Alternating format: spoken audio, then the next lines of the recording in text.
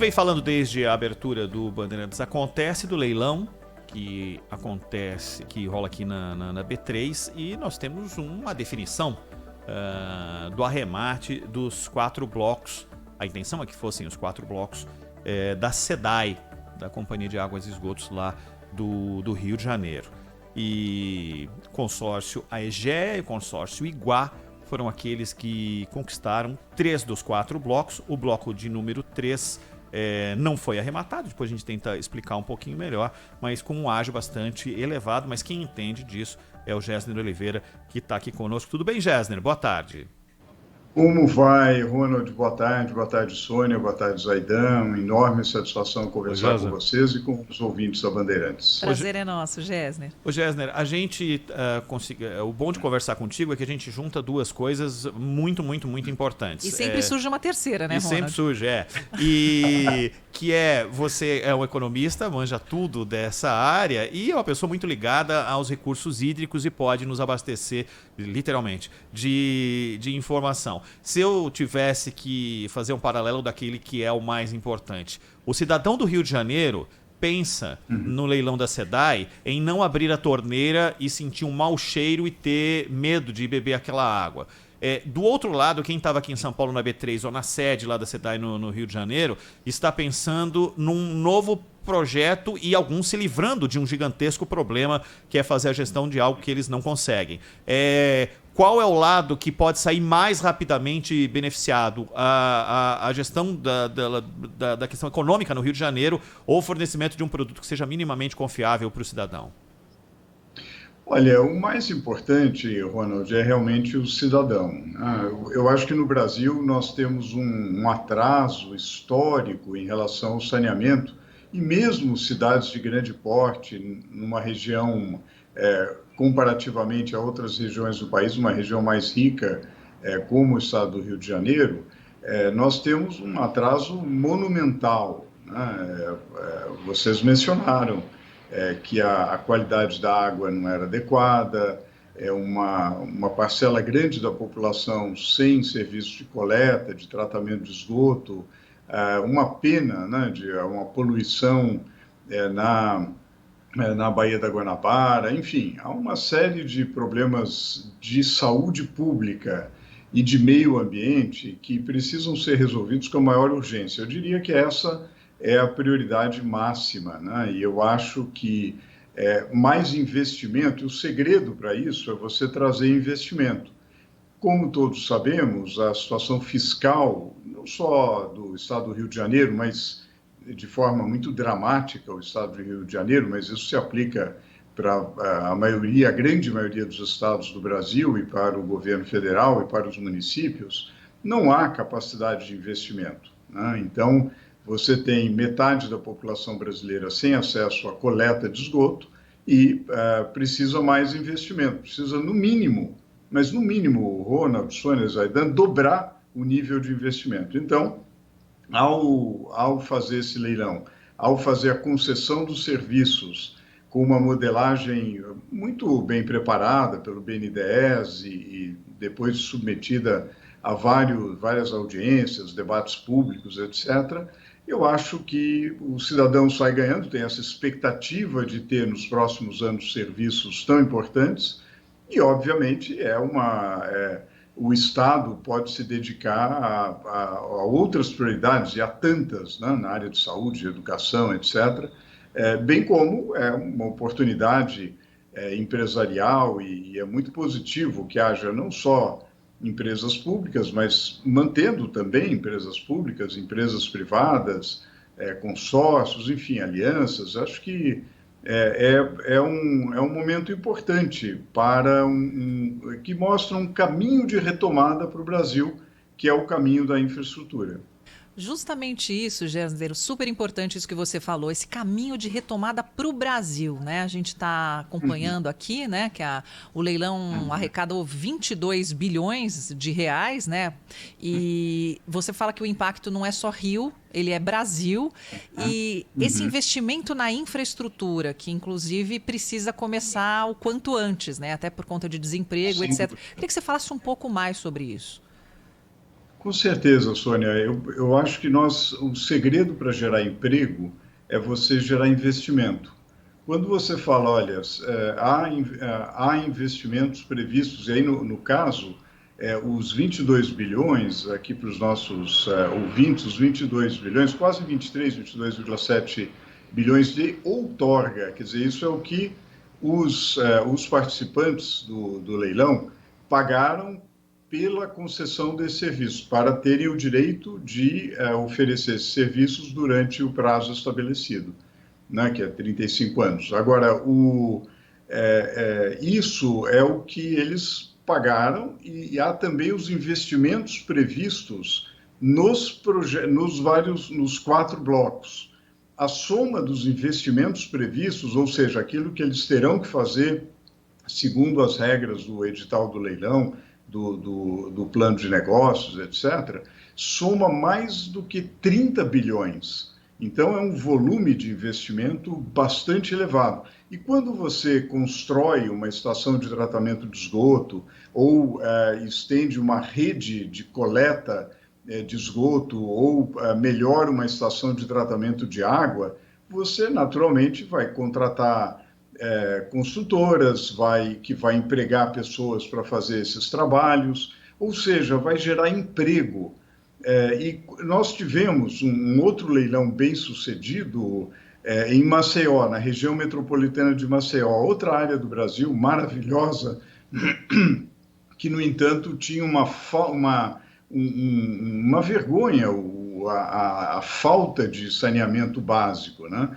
E também foi um sucesso o leilão, e vai gerar emprego e renda naquela região. Tivemos também um leilão bem sucedido em Cariacica, no Espírito Santo, outro em Mato Grosso do Sul. Enfim, o investimento em saneamento básico tem essa vantagem de ser muito distribuído pelo país.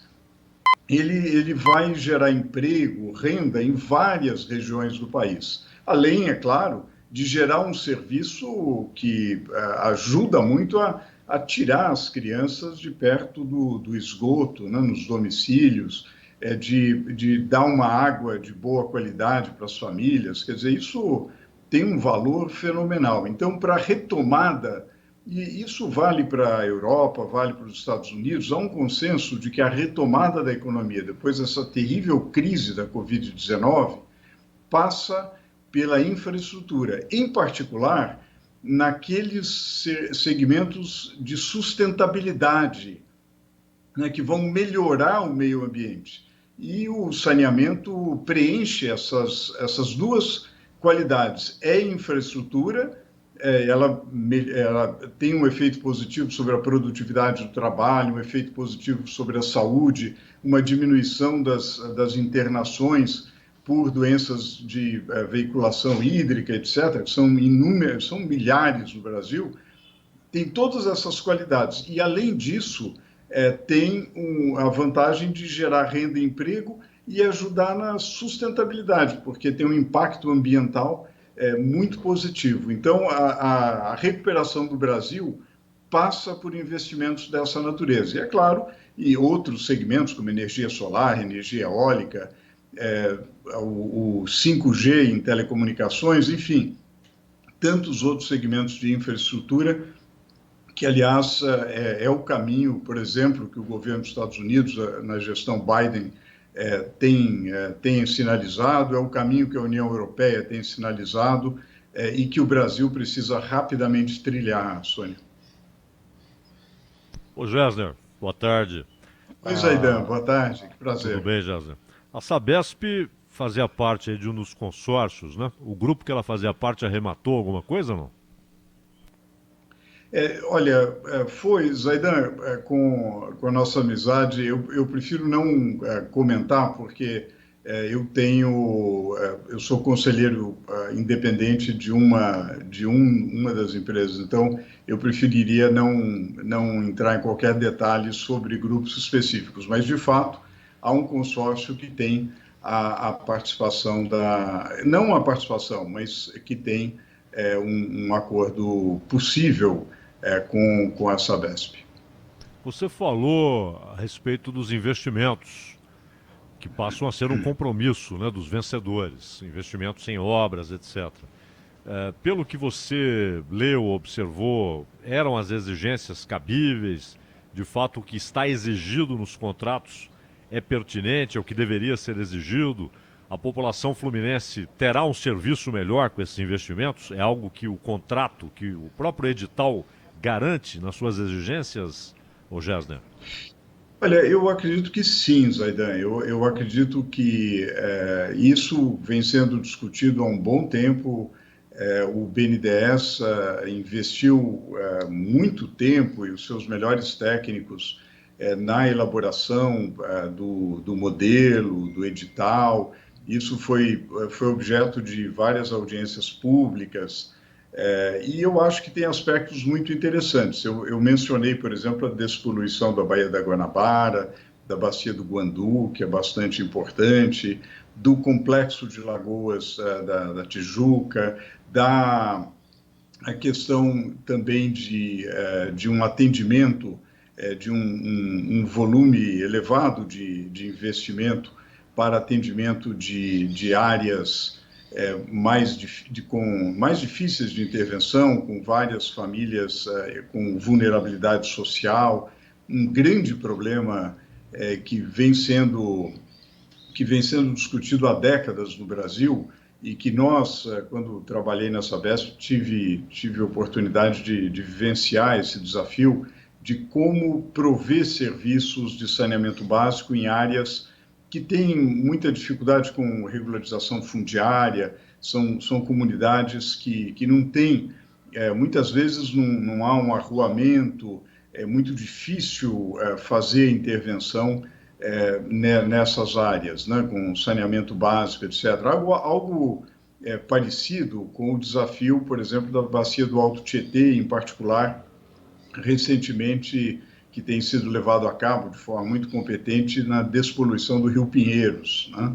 Que você precisa despoluir uma série de microbacias, de córregos, que são tributários do Pinheiros e do Tietê, e que envolve um trabalho muito grande, um trabalho que não é só engenharia sanitária, é também um trabalho de engenharia social, porque envolve a colaboração da comunidade, a educação ambiental, a conscientização de que é preciso não apenas retirar o esgoto dos córregos e das localidades onde há poluição, mas também tem o problema dos resíduos sólidos urbanos, de não jogar resíduos em locais inadequados, né? Então, isso é muito importante, está previsto no edital.